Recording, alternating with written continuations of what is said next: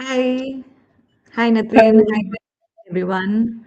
And welcome to today's YouTube Live. I am Komal Jain. I'm a counseling psychologist and the founder of Therapy by Komal. Today, we are going to be discussing a topic that is often misunderstood but deeply experienced by so many of us: depression beyond sadness, cognitive and hypnotic insights. Depression is just not about feeling low, it impacts how we think, feel, and relate to ourselves at both a conscious and subconscious level.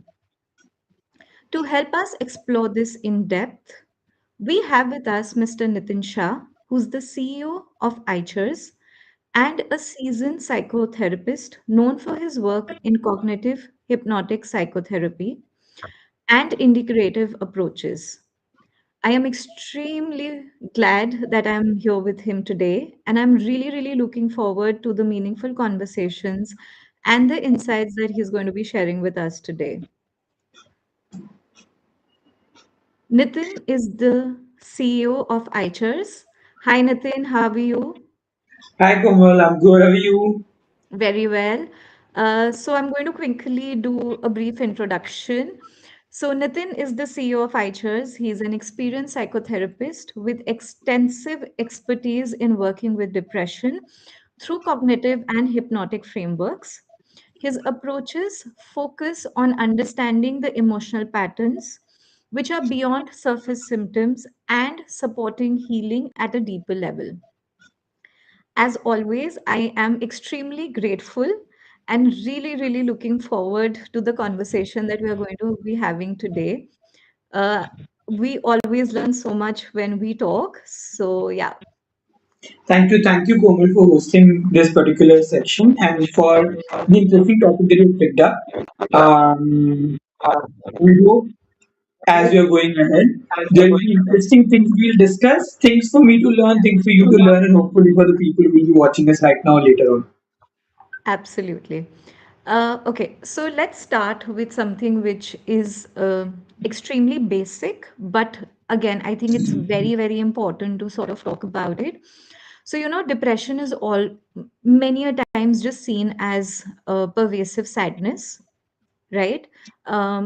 For the lay peoples, if someone is depressed, they tend to feel ki the other person's just like chronically sad. But what is your opinion? What do you think lies beneath depression psychologically? So, a couple of things, right? When we say sadness, Mm-hmm. sadness can be driven by day-to-day stressors and triggers, which is Right. one. And many times, um, while I may be sad, I may be hopeful about the future. The present is a Mm-hmm. challenge, Mm-hmm. but maybe at some point in future things may improve. Right. Right now, while we're feeling sad, we may not realize this. So the sadness at that point will still feel very intense. But Mm-hmm. at least somewhere at the back of our mind, we know there's a potential for things to improve. Right. The key challenge with depression, Mm-hmm. from a psychological point of view purely, is Mm-hmm. it's not just sadness, it's sadness extended over a period of time, generally clubbed with a feeling of hopelessness. That there is nothing that can improve beyond this. This Right. is the way it is. It may probably become worse, but the chances of improvement are not really that evident. Second, even if something improves, the Mm-hmm. default feeling is this is temporary. I will go back to what things were earlier, right? Right. So that is one big difference. Second, obviously, sadness may purely be psychological. Mm-hmm. Depression then can also become more physiological. There are chemicals that are being released in the body, there can be Right. deficiencies. So there are other components that may come up as far as depression is concerned. But like I said, from a purely psychological point of view, two things: extended period of time, second, Mm-hmm. hopelessness, and third, it will generally not be only about day-to-day stresses. There will be backdrop to it, which is over a period of time cumulatively Mm-hmm. created the impact that it has created today. Yeah. It was also very interesting when you pointed out that even when good things may happen to someone who's undergoing depression, they usually end up feeling like, okay, this part is temporary, but the bad part or the stressors are more permanent, right? So, in addition to this, so this is a thinking pattern, right? What are some other thinking patterns that people who are suffering from depression may have, which are probably maintaining the depressive state or even deepening the depressive state over a period of time?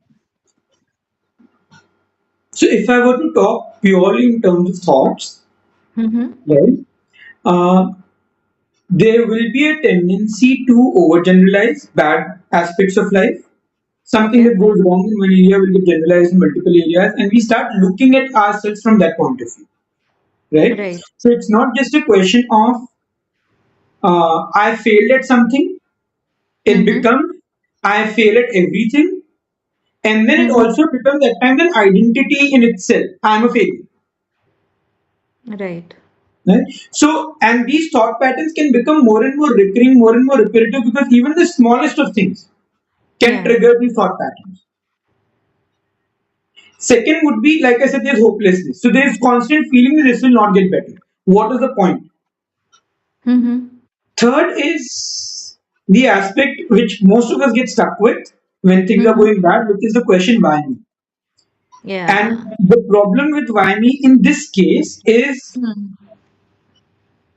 we are so stuck in Gandhi that even if there are other things that we can do to improve our life without getting an answer for why me, we are Yeah. not able to do that. We are just completely focused on it. There is no answer.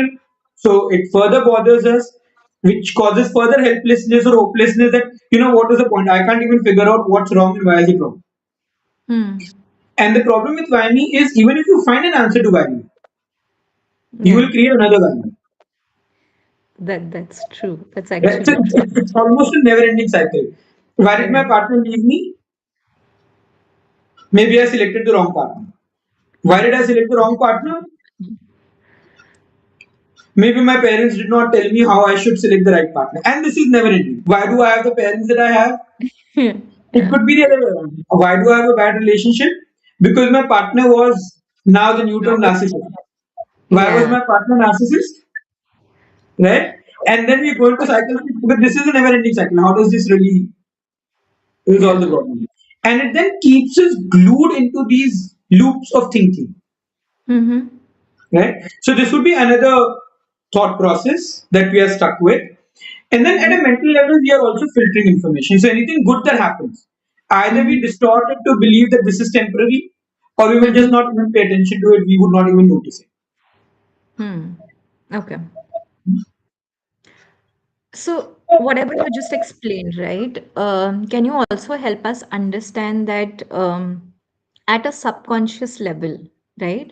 So, how does our subconscious mind contribute to these ideas, these thoughts?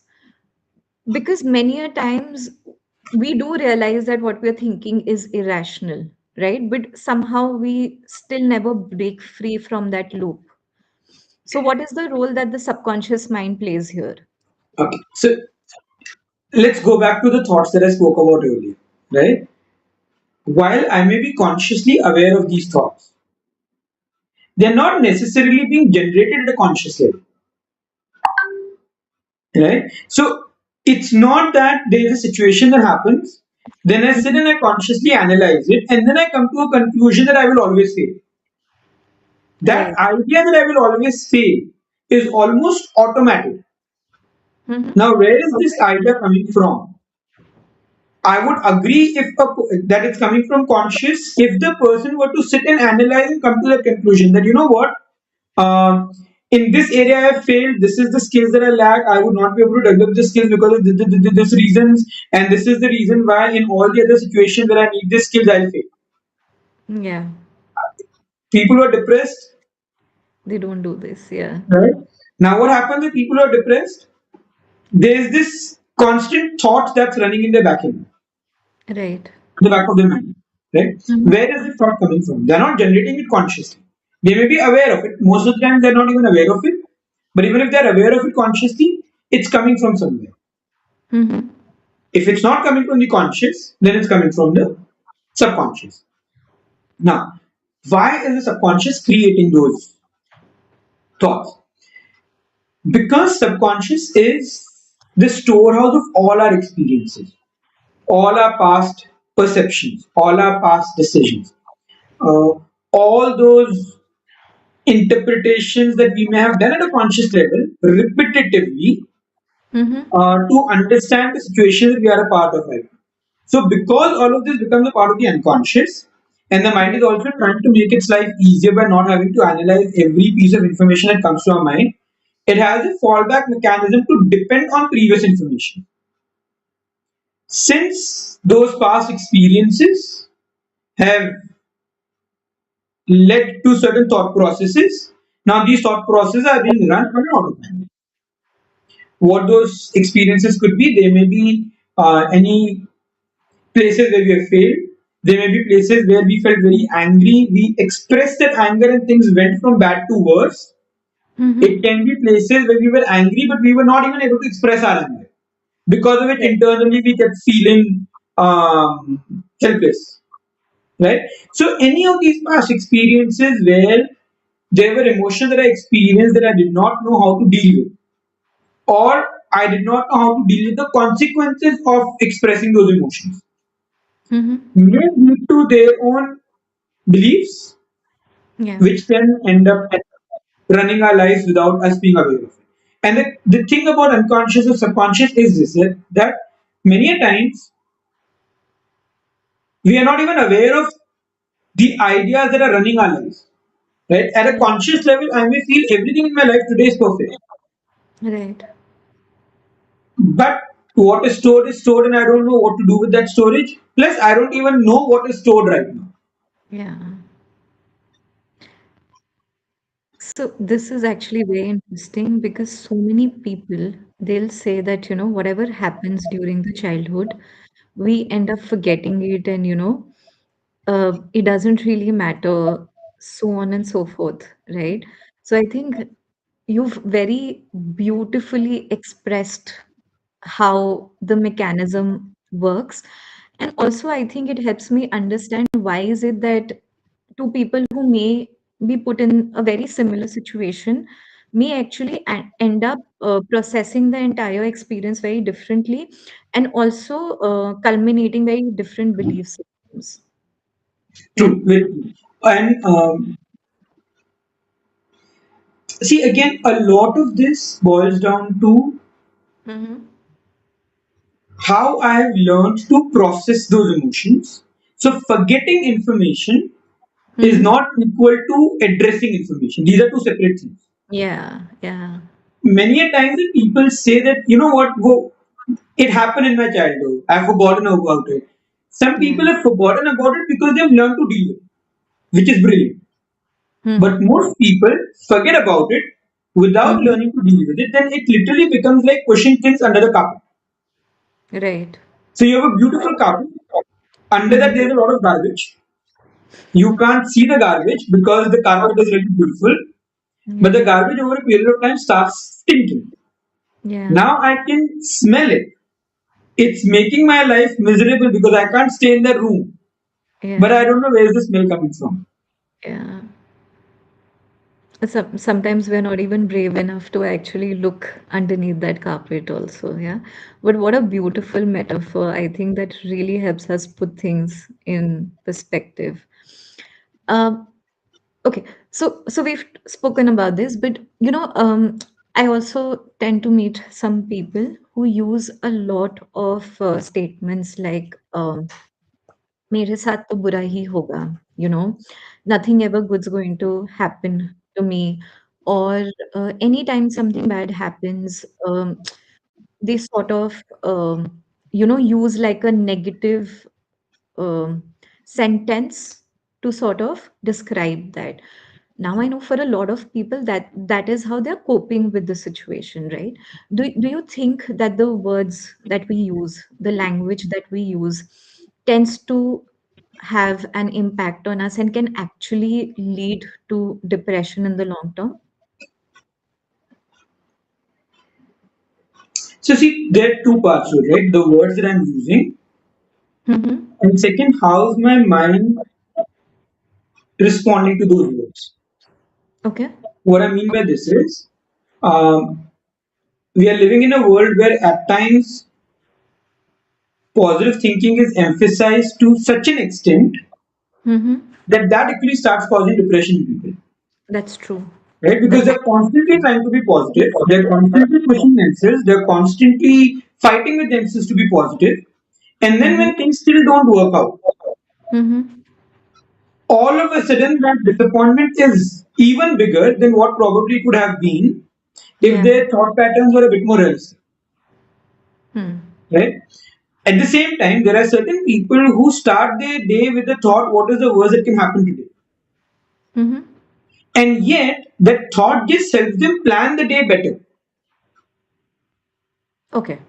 right? So, in the way I would see it, I wouldn't say necessarily whether it's just the words that we are speaking. Yes, words have a huge impact, but clubbed with the meaning and the response our mind gives to it. If I'm thinking of it as what is the worst that can happen today, can Mm-hmm. I plan for it? I plan for it, and then I'm able to go about my day-to-day activities. Then it's okay. But if I say what is the worst that can happen today, I sit to plan, and then I get lost in all the bad things that can happen during the day. Yeah. Now there's a problem, right? I start my day with the thought everything great will happen today, but I have also paid attention to what I need to do to achieve the outcomes that I want to achieve, Mm-hmm. right? How things will be great because I'm prepared for some of the things that can go wrong. Mm-hmm. So I may not be thinking about things going wrong, but I'm still prepared for it. Then positive thinking may be extremely useful. But if I start the day and everything will go well to an extent where I don't need to prepare at all. Mm-hmm. Now, some people are spontaneous. So if things go wrong, they are able to come up with innovative ideas to find a way around it. But Yeah. some people need to be very well planned. For them, when they're trying to be too positive to an extent where they're not planning and things go wrong because they don't have the skill to spontaneously come up with solutions. They are more Yeah. methodical in the sense that they need to think things through. Now the Hmm. disappointment is very high. That I tried being positive, it's not worked for me, what is the point? And this over a period of time, when this happens repetitively, because at times we are forced to think positive, even though it's not working for us, Yeah. can lead to its own long term consequences. Makes sense. Um, okay. So, till now, we've sort of spoken about me or the person who's sort of struggling with depression, and we've sort of evaluated that aspect. Very quickly, before we jump into the therapeutic side of it, many a times as caregivers or family members, we tend to notice that, someone in our proximity is probably not doing okay, right? And we are also very quick to sort of attribute certain labels to it, based on our limited understanding. What would you recommend? Like, so two parts to the question. The first, is it a good idea to actually tell someone that, hey, maybe you're going through depression, or you're going, yeah, or and the second part is, what would you tell someone who is sort of with someone who may need help? Okay. Is it okay to tell someone that you're going through depression? It really depends on your equation with them, to be fair. Okay. But as far as possible, I would avoid providing labels to people, Mm-hmm. um, because at times, even if you are saying it casually, Mm-hmm. they may trust you enough to accept it. Then they Okay. may go online and research about it. Okay. And they will notice some of the symptoms that they had, which most of us have from time to time, and they will Okay. end up creating new symptoms that they did not have in the first place. Mm. Okay. Right? So therefore, I would, unless really required, and I'm not sure when would that be, but otherwise, I would really like to avoid labeling someone, um, especially from your friends and family. right? Because you are not working with them as a psychiatrist, as a psychologist. You are not a professional who's working with them. It's more an Yeah. interaction between friends. And this is also true for psychologists who are talking about these things to their friends, right? Right. Because with your Yeah. friends, you are not playing the role of a psychologist. You are playing the role of a friend. So remember your role. Yeah. Um, as a practitioner, if you're a psychiatrist, you will have to tell clients generally that you're depressed because you will give medications based on that and then they need to take those medications. In my practice, I would generally again refrain from labeling issues. Even Mm-hmm. if I know that the client is depressed, I would Mm-hmm. generally ask the clients to tell me the symptoms that they have and we can start working with the symptoms. Because once they've identified with being depressed, then Yeah. breaking the identity actually becomes at times difficult. So I would rather like to break it down into symptoms, work with one symptom at a time, and once they notice improvements in their symptoms, Right. right, then they start recovering a lot better. Um, Again, like I said, because of depression, there could also be other phenomena like you may have deficiencies in the body and so on. So, if, Yeah. as a practitioner, I was not sure whether the client is depressed, or if I was sure that they are depressed, Mm-hmm. right? When there's an iota of doubt, I would refer them to psychiatrists first to for medical checkups first, so that we can rule all of that out, and then we can continue working with what we have to work. As far as how do you deal with people around you who have depression? What do you tell them? Right? So Yeah. one, don't give them a label, probably not a good idea. Second, I understand you want them to seek help. Mm-hmm. Right? But when you go and tell someone that you have a problem and you should go and seek help, Mm-hmm. you may not be judging them. You may be trying to help them. Yeah. But for a moment, put yourself in their shoes. Mm-hmm. When someone says something like this to you, the first feeling is you're judging me. You think there's something wrong with me. Yeah. That's Right? true. Yeah. And I completely understand that will not be your intention. Mm-hmm. But that's how it gets perceived by the other person. A better way of addressing this could be talk to them about things that they're not able to do as a part of their day-to-day life. This can be a casual conversation, right? Between two friends, we talk, what are you doing? Acha, kya chal raha hai? Are there certain things that you're finding difficult to do as a part of your day-to-day life? You can begin by sharing what you find difficult to do. Mm-hmm. See, when I ask you directly, कुछ बुरा हो रहा है क्या life में? You're thinking, why is he asking me that? Yeah. Right? If I were to tell you, Komal, the other day I was feeling very sad. Mm-hmm. Now, what would you do when you hear that?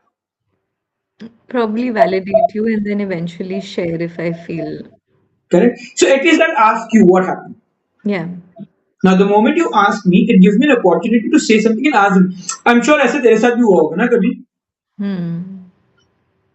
So this is a conversation that's happening between two friends. Mm. Got it. So don't make it as if you're trying to diagnose them and as if you're trying to figure out what's wrong with them. Have a conversation about what's happening in your life. Talk Mm-hmm. about your discomforts and then check with them, is there anything that's of this line that has also happened in their life? Yeah. When you want to recommend therapy to someone, Mm-hmm. visit a therapist first. Go through therapy. All of us need therapy. Okay, Of anyone course, who tells of you course. that you don't need Yeah, yeah. therapy, Huh. and when I say therapy, I'm not saying that you have trauma and deep-rooted issues and therefore you need therapy. At times you need therapy because every night you need to sleep at 11 o'clock, but when you're watching Netflix, you don't sleep at 4 till 4 o'clock. And it's a consistent pattern that you're following. So each of us can benefit by visiting a practitioner. Mm-hmm. Now, what happens is when you're visiting a practitioner and you've seen the benefits of therapy, when you talk to people out of experience. Right. And when I'm sharing, I went to a therapist and this is the benefit I received. Then the other person doesn't feel judged for asking to go to a therapist because they feel, oh, you have also gone. So you can't be Mm-hmm. judging me because otherwise that would mean you're also judging yourself to go to a therapist. Yeah. So it's a far easier conversation to have when you begin from how you have benefited from therapy and why you feel maybe therapy can also help you. And this is how I would suggest touch upon this topic. That's actually such an incredible way of, going about the entire conversation, because I think it ticks all the points. You're being empathetic, you're being non-judgmental, you're providing that safe space, right? And you're actually um, sort of also playing the role of an important individual, wherein you're telling them that, listen, it may be a good idea. So yeah, that's actually incredible. Okay. Also, while when you say it may be a good idea, don't make it mandatory that they have to accept your idea. If not today, they may accept it after some time. They may witness changes in your life, improvements in your life, and then they may be more open to it, right? Be Mm-hmm. available over there so that Mm-hmm. they know that they can have a conversation with you. That you may give them certain suggestions, certain ideas, but you will not insist upon them implementing those ideas. You will not force them. Let them have that space to make their choice. But share your experience of how therapy has helped you. Perfect, brilliant. um so many times, people are going to come and sort of talk about certain things, certain activities which helps them, so gymming and physical activity is one aspect. Meditation is another aspect, right? Self-care, whatever form of self-care works for you. A lot of people feel like because they're doing these activities, they're sort of taking care of their mental health, right? This is therapeutic for them. Okay. Do you agree? Do you agree that these things can sort of be an alternative to therapy? Can probably yes, but in reality, are they? In most cases, no. Right? You've shared some example. I'll share other examples. People join spiritual groups, Yeah. right? Yeah. People have these motivational speakers who are there to constantly motivate them and keep them on track, right? Yeah. And this is not a criticism either of self-care activities or motivational speakers or spiritual Mm-hmm. gurus or Or spiritual mantras. yeah. Uh, it's simply a statement stating that while you may approach them, if you feel you're beginning to get dependent on them, Mm-hmm. then that's not working. That's not enough. And this is also true, by the way, when you go to therapy. Yeah. If you feel that you've started becoming dependent on a therapist to an extent where you're not able to live your day-to-day life without interacting with them, Yeah. right? Then there's something going amiss. Mm-hmm. Ideally, but a therapist would take care of this. Then you Yeah. don't get dependent on them. With spiritual groups, motivational speakers, That's not the case, unfortunately. because obviously the Yeah. number of times you go to them is also how their organization grows, right? And again, Yeah. this is not to say that they're doing it intentionally. It's just that Mm-hmm. that's not the background thought process in their designing Absolutely. whatever process they're designing. As far as self-care activities are concerned, when you are in a when you are in a state which is already emotionally and mentally healthy, Mm-hmm. self-care activities, self-care routines will actually help you keep going. Yeah. They will help you maintain your mental emotional health, which probably would mean that if there are any challenges that come up in your life, you'll be in a Mm-hmm. better position to cope up with them, and maybe the need to go to a therapist would reduce. Right? Hmm. But if you're facing a major emotional challenge in your life, Mm-hmm. self-care activities at best, in most cases, act as distractions. Yeah. Right? They would give you an impression. It's how at times we are sitting and working, and while we are working, we have TV on. We are looking at the TV and we are having a laptop in front of us. We are Yeah. giving ourselves this impression that we are working. We have worked for throughout the day, Yeah. right? Yeah. But actually, what we have done is watched TV. Yeah. Sometimes self-help activities may Mm-hmm. simply give you that impression that your mental health is improving, when really Yeah. in the back end, what's happening is not that conducive for you. And this is also the reason why many people will actually tell you that we are regularly involved in self-care activities, and yet we find our life to be meaningless. We find There's this huge void that we experience in our life. I've been trying to be so positive. I've been trying to love myself so much, and yet I feel a need for a companion, and the absence of that companion really makes me feel lonely from time to time. So when you have these feelings in spite of self-care, Mm-hmm. that itself is an indicator that self-care is not enough. Right? So again, I am not saying that go to a therapist as the first route, don't do self-care activities. If you feel self-care can help you, begin from there. But when you start realizing that in spite of all of that, Yeah. there are these phases when it's difficult to cope, Mm-hmm. right? Then you realize that even self-care as a coping mechanism is failing. Please visit a therapist or a psychologist. Yeah. Okay. Brilliant. Thank you. So now let's talk about therapy and therapeutic intervention.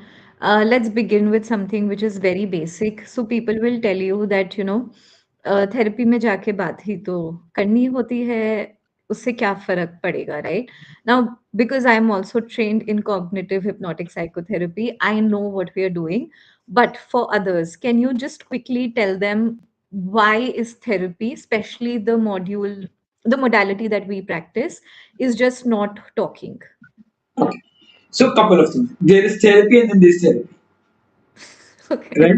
So it depends on what kind of therapy you are reaching out to. And each therapy has its own Benefits or benefits, yeah, its own strengths. yeah. So traditionally, there's what we call as talk therapy. So Mm-hmm. you'll go and sit with someone, you will tell them what you're experiencing, what you're going through. Mm-hmm. You will probably be able to vent out all those emotions that are stuck in your system. And as those emotions begin to get released, uh, hopefully you will have more clarity, you will be more objective to see what needs to be done going forward, right? Yeah, So this is closely what most people think therapy is.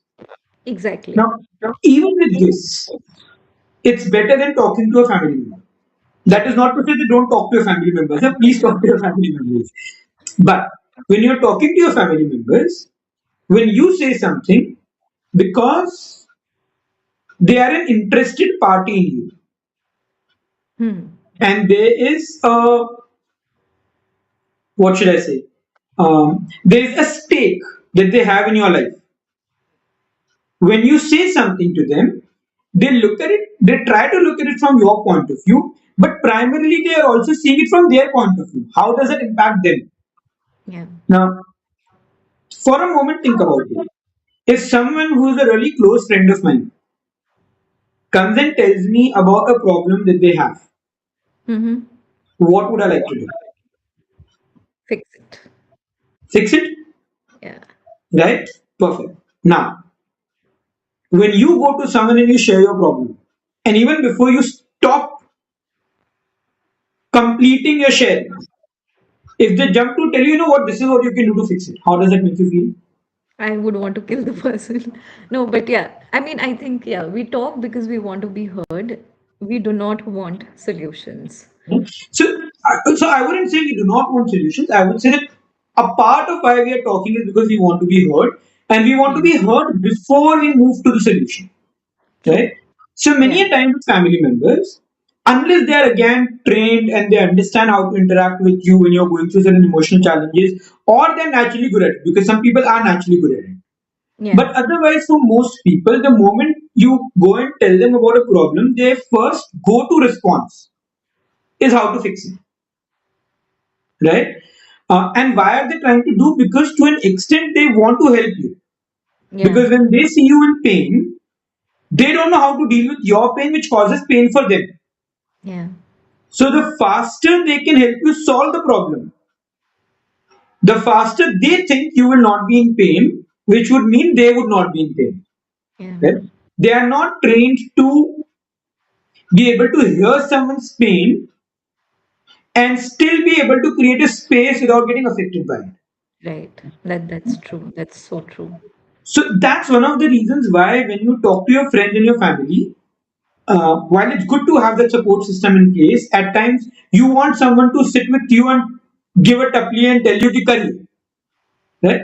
But that's not what is required at all times. Mm-hmm. Okay? Sometimes you just want someone to be able to create a space where you can talk. Mm-hmm. So that is one place where talk therapy can be extremely useful. When the practitioner is well trained, they will not jump into fixing things for you. They will Right. give you the space to be able to talk and express and vent out. As a process, if objectivity comes out of it.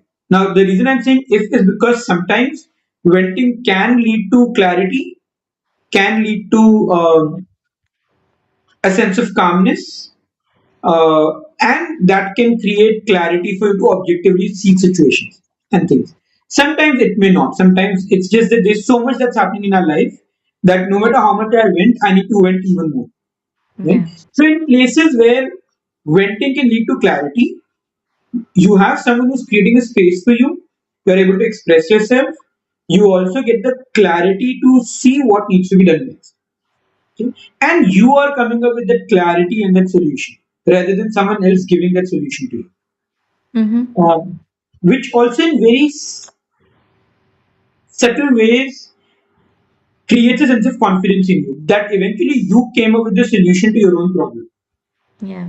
Right? So that's how talk therapy can help. The problem with talk therapy is one, like I said, at times just venting is not enough because you can vent and then you can vent and you can keep venting. Second, even if you've been able to vent, to actually be able to objectively see things Mm-hmm. is a different skill altogether. At times I vented out, but when I try to think about that event, I'm still too into that Emotion. moment, Yeah. right? I'm still re-experiencing those emotions again because I don't know how to distance myself from that Right. emotion. So objectivity may still be difficult, which may prevent clarity from coming in. Next, even if I have clarity, having clarity and implementing those clarities into action are two different things, right? And many a times you need other interventions to be able to help you simply change the way your mind is processing information, simply change the way your mind is conditioned to think and feel, Hmm. right? And talk therapy many times will kind of fall short in this area, right? Mm-hmm. Uh, and then comes the next part, which is about past experiences and traumas. That even if you're talking, Yeah. at times talking doesn't really help you come to terms with the pain associated with the experience that you went through, right? Right. Many times you don't even know what that experience was because that may have been completely repressed. Yeah. Sometimes when we went through some of those painful experiences, Mm-hmm. right, we did not know what else to do, so we ended up suppressing those emotions. Yeah. They were suppressed. Remember, I spoke about the beautiful carpet? So they're all under that carpet now. Today, Yeah. when I'm talking to a therapist and I'm asking, they ask me what is happening in your life. Are there certain challenges? I can only see that beautiful carpet. So Yeah. I don't even know what to say because nothing seems to be wrong in my life today, Yeah. right? To actually be able to peel off that carpet, to see what's beneath it, in a way in which I am not getting sucked into what's beneath it, Mm-hmm. to actually be able to learn to process all of that and to be able to clean it. Most importantly, while cleaning it, to learn from it to ensure that that beautiful carpet no longer has any additional garbage that I put into it. That there is a mechanism to ensure that uh, either the processes are in place to ensure that unnecessary garbage is not there. And if it comes up, then I know how to deal with the carpet so that I don't have to hide it. Yeah. All of this is what we do in therapy. And that's the reason why the approach that we follow, I may be a bit biased in favor of it, but is probably the most comprehensive approach that you'll come up with because we are addressing the symptoms, we Mm-hmm. are identifying what are the specific behavioral challenges that you are facing, we are exploring the exact triggers that are bothering you, we look at what your ongoing thoughts and emotions are, we help you restructure those thoughts, restructure those emotions as and when required. Many a times, those thoughts and emotions are simply surface level indicators of the Mm-hmm. deeper beliefs, values, secondary gains that we may have. Many times these beliefs, values, secondary gains may be hidden from us. So we also help you explore them, address them, not just the ones that are at your consciousness, not just the ones that you will probably be able to figure out by talking about them, but the ones that are lying so dormant, so deep in you that you Mm-hmm. don't even realize they are present. Like if someone were to have a conversation with you about them and tell you that this is the belief you have, you may laugh at them. Right? Yeah. So to actually be able to explore those beliefs, to Mm-hmm. recognize that those beliefs are actually present in you, and not because the therapist is telling you them, because you have gone through a process where you've been able to explore that, and you have been able to tell the therapist, you know what, I'm surprised, but this is what is coming in my mind, and Yeah. I don't know why it is making sense right now. Yeah. And then, as an extension of that, if those beliefs, those values, those positive intentions require me to explore deeper memories, Mm-hmm. traumatic experiences, suppressed emotions, even memories which were repressed, then to be Yeah. able to explore them, release the emotions associated to them, replace them, learn from them, ensure that I'm able to apply those learning in my present and future, all of this what therapy is. And like I said, I'm biased in favor of what we do, but I don't really think there's any approach that comes anywhere close to the the comprehensiveness of Mm-hmm. work that cognitive hypnotic psychotherapy can help you achieve. Brilliant. Uh, what role does hypnosis play in whatever you've just told us? Okay. So let's first talk what hypnosis is quickly, because that Perfect. Yeah. itself is a big question. So for a lot of people, hypnosis is that pendulum or going into a trance-like state where you will not remember anything, see anything, feel anything. By the way, Mm-hmm. state where you don't see anything, feel anything, remember anything, hear anything is death. And I'm sure that's not the state that I want my clients to reach, at least not because of me, right? Right. So no, that's not what hypnotic state is. Mm-hmm. From a therapeutic point of view, a hypnotic state is a state that helps you connect to your unconscious and makes your unconscious receptive to change. Okay. Unconscious, subconscious, whichever term you are more comfortable with. Right? Now, why does the unconscious need to be receptive? Okay, let's say I want to. So let's take a simple example. Let's say I want to quit smoking. I've already made a decision. I want to quit smoking. Mm-hmm. I come and tell you I want to quit. Mm-hmm. What will you? If you were to talk to me, what discussion will you have with me? The side effects of smoking, how Yeah. smoking can kill. Yeah. The packet already says it all, and I know it. Therefore, I want to quit. Hmm. Okay? The problem is not that consciously I have not made a decision. The problem is, in spite of the fact that consciously I have made that decision that I want to quit, something inside me is stopping me from quitting. When I look at a cigarette, my hand has a mind of its own. It goes, it picks up the cigarette, I take a couple of puffs, and then I realize shit, I have to quit. Or I see that cigarette and I feel that craving that I'm not able to control. That hand having a mind of its own is not being controlled by the conscious. That craving is not being controlled by the conscious. So who is it being controlled by? The Mm-hmm. unconscious. So if I've consciously made a decision and my unconscious is stopping me from applying it, which part of the mind do I need to work with? The conscious or the unconscious? The unconscious. The unconscious. So I need a process where I can connect to the unconscious and first pass on this decision Yeah. that you know what, from here onwards, I would not like to smoke. Sometimes this is all you need to do. But at other times, the unconscious may receive the information and may choose to royally ignore the information.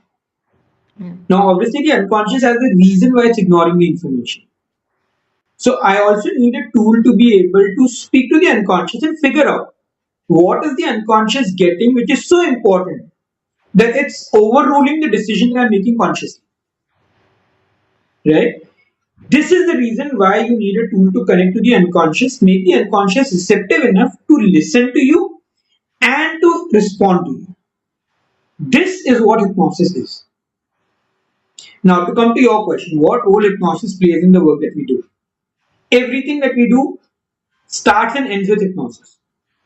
In Mm-hmm. between, there are other interventions that we apply to get the results that we want to get. Because even if I'm connected to the unconscious, Mm-hmm. what next? Yeah. If I want to help the unconscious change a thought pattern, I need an intervention that will help the unconscious break the existing association and create a new association.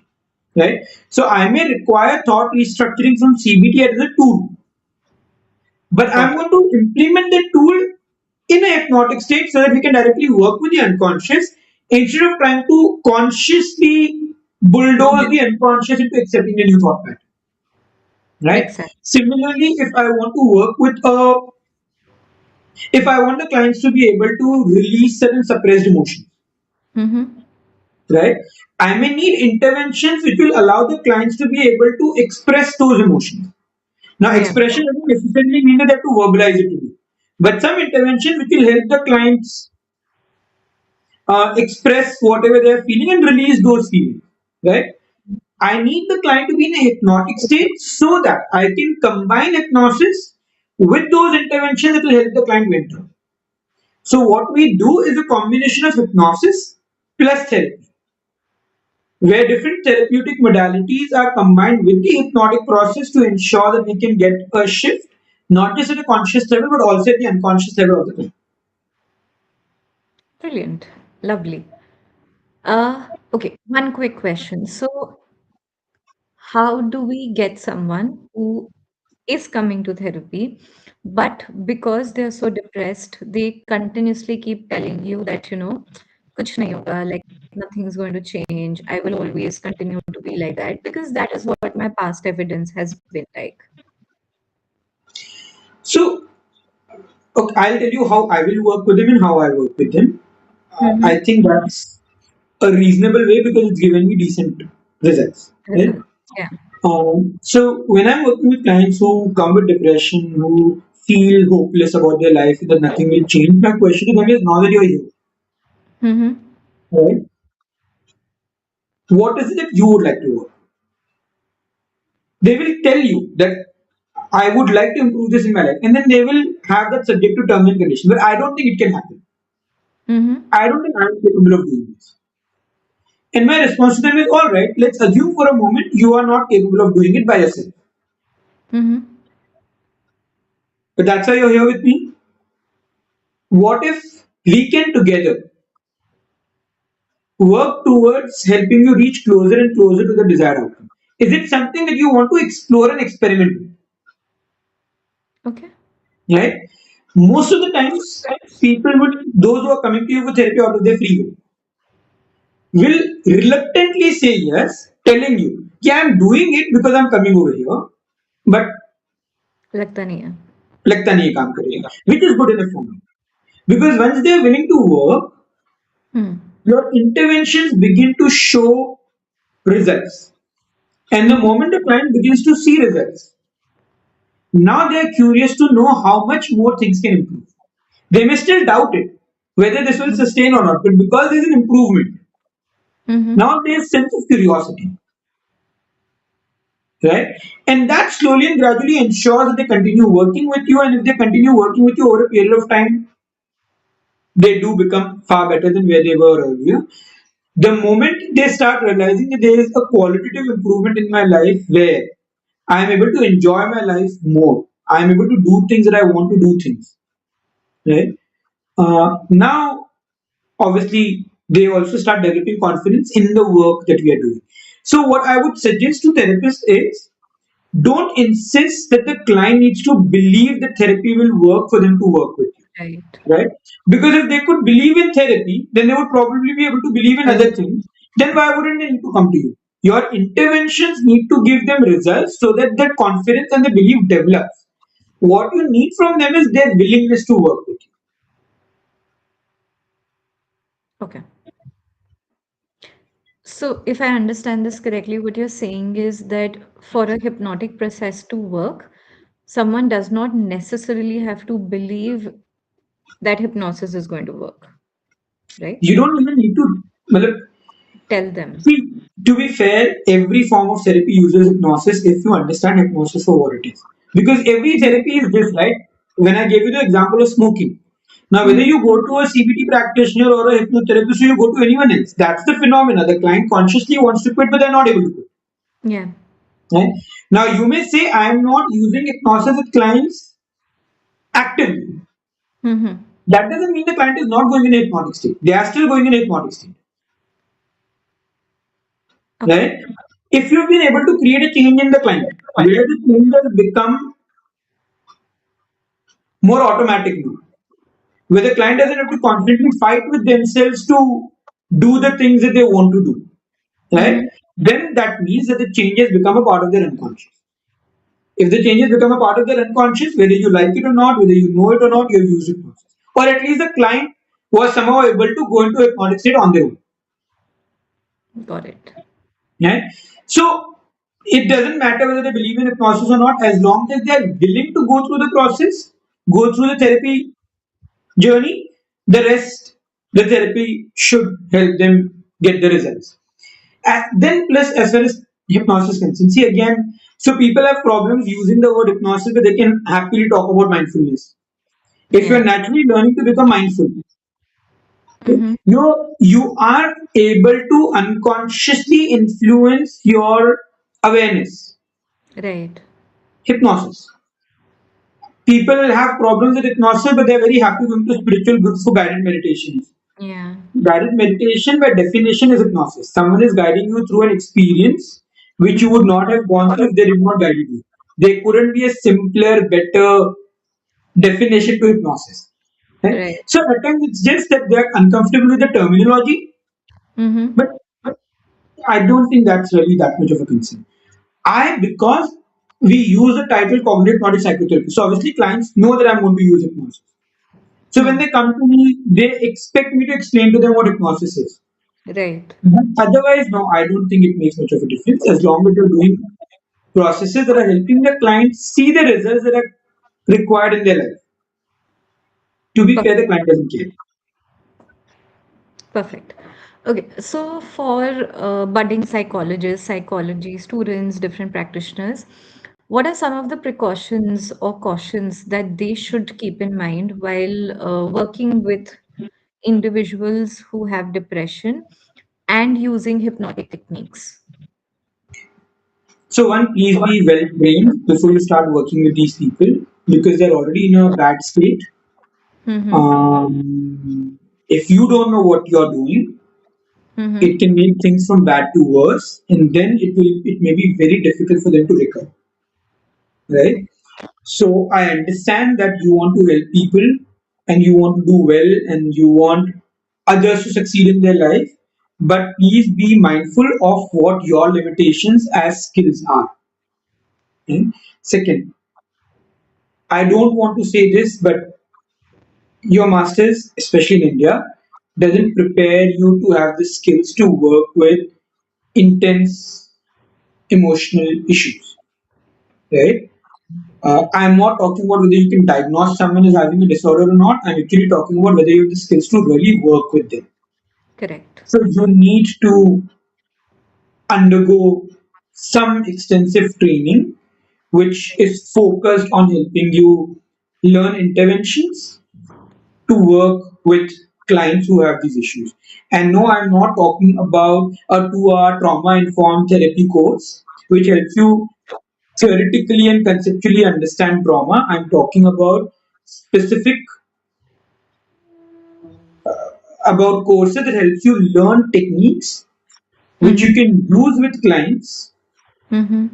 who are struggling with deep emotions, and courses that help you prepare yourself as a person so that you have that presence, so that you have that ability to hold that space while you're implementing those interventions, Right. right?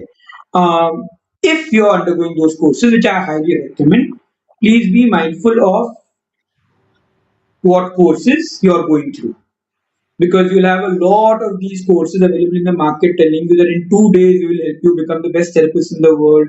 You will 30x your income after this course, Yeah. right? Um, It doesn't happen, doesn't work. what I would recommend is look for a course that is comprehensive, Mm-hmm. that offers you not just the course, but that provides you with the support that you require after the course is over. Right?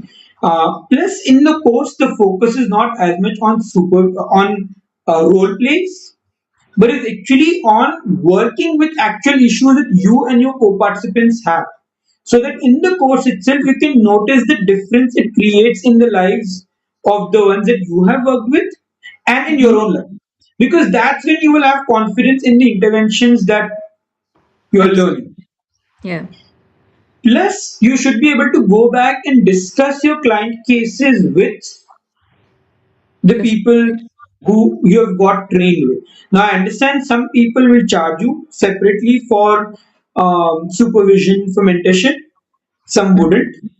Mm-hmm. Um, you have to see which model works better for you. Obviously, as an institute, when we are training people, we generally feel that if you're doing a course with us, if we Yeah. are teaching you the skills that we are teaching you, we would like to have a platform where you can come back and ask us questions if required. So we generally don't charge extra for mentorship, supervision, and so on. But even those who are charging it, I don't think there's as much of a problem with it because they are giving you time and effort. Like you will charge your clients, they're Yeah. charging you because in a way you are their clients, they're mentoring you. Okay? But ensure that you have that in place where it's not just the course, it's Mm-hmm. course plus some amount of supervision, some amount of mentorship, some amount of guidance so you can go back and interact with your mentors and your guides. If you ask me, join ICHARS, there's really no second. Yeah. Absolutely. I also second that, by the way. Please join the course. It has actually helped me professionally become a confident practitioner, right? Like you said, I think fresh out of masters, you don't really know how to work with someone. Uh, you do understand counseling skills, you do understand disorders and case studies कैसे लेनी है but other than that when we talk about real intervention work unfortunately we still have a very very long way to go in terms of what our universities offer and yeah, I mean, I actually have become a confident practitioner and I've now worked with so many clients and they've seen some great results and it's all thanks to this course and ichars and to you. So yeah, I second that completely.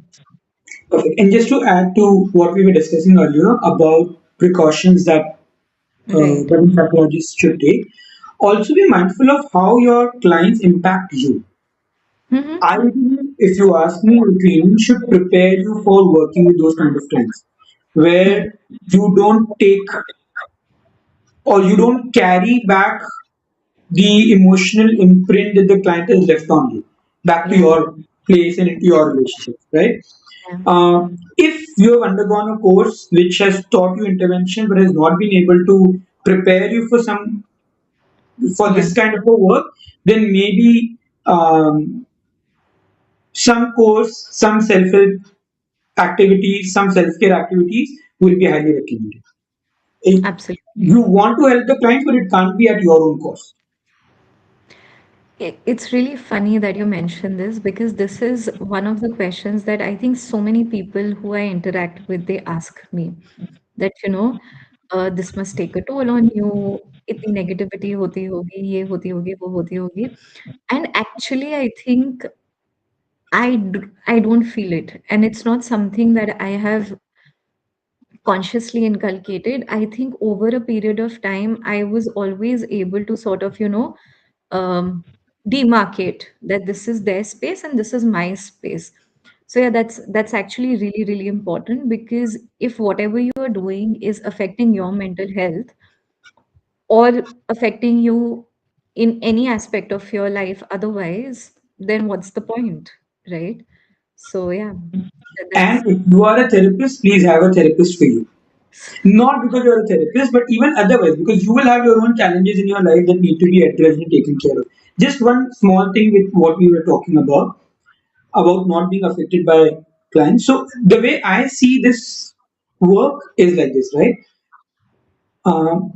with whatever training I've undergone, whatever training that I've provided to people, over a Mm-hmm. period of time, I know that I'm in a space where when I'm working with clients, I can be completely present to them, with them, Yeah. hold space for them, but I don't carry it forward back to my day-to-day life. True. Having said that, that's the part where the clients are going through the challenges in their life. But with the work that we do, clients actually experience a transformation. Yeah. They actually begin to notice shifts in their life, which is very difficult to describe. Not just for the client, but even for you as a therapist. At times, Yeah. you work with clients and you are also in awe of What just really what happened? happened, right? Yeah. So, whilst it's not impacting you negatively because of probably your training and everything, the the feel good factor that you receive out of this is very difficult to receive in any other line of work. And with the Mm-hmm. frequency with which you can That's experience this in this line of work, right? So this yeah. can truly become an emotionally, financially fulfilling career if you know what you are doing and if you have been trained. Absolutely. I absolutely agree with you. Um, Thank you so much. I had walked into this expecting a great conversation, and it actually was. Thank you so much. The insights were so valuable, and it definitely helped us understand depression beyond just sadness. This conversation that you and I have had truly highlights how awareness of cognitive and subconscious processes can make a meaningful difference in healing. And I also hope that this discussion leaves all the viewers who are watching this YouTube with greater clarity, compassion, understanding. Thank you everyone who watched us. And like I said, if you have been following us for some time, please join our courses. I'm sure someone from the office will be more than happy to address any queries that you have or help me connect with you. Even otherwise, if you need any help, we are available. You can always reach out to us. Thank you, Komal, for hosting this particular conversation. Like I said, this is when I began. I hope that this will be an insightful conversation, and I think this has been really interesting, even for me, the way we have had this conversation. So, thank you once again, and I look forward to more such conversations with you. Absolutely. Thank you so much, everyone, for watching. Take good care of yourself, and we will see you soon. Thank you. Thank you. Bye. Take care.